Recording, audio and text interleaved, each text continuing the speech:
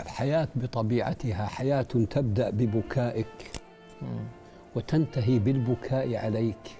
أين السعادة فيها؟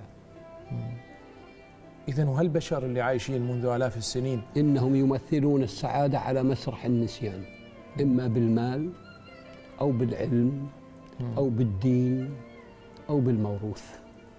فهنالك من هو سعيد بماله ولكن له أحزان لو تفرغ لها لحزن، وكذلك هنالك من هو سعيد في عقله.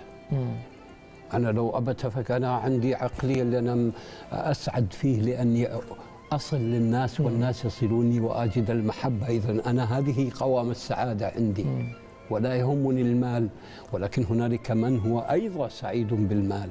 فالمال والصحة والعقل والمرجعية هي أساس السعادة التي ننعم بها. فمن تخلى عن تلك الأربع فقد الكد، الصحة، التمييز، المرجعية. لإيلاف قريش السعادة، إيلافهم رحلة الشتاء والصيف. الكد الذي أطعمه فليعبدوا رب هذا البيت. المرجعية الذي أطعمهم من جوع هنا الصحة، وآمنهم من خوف هنا العقل، فلا يميز خائف.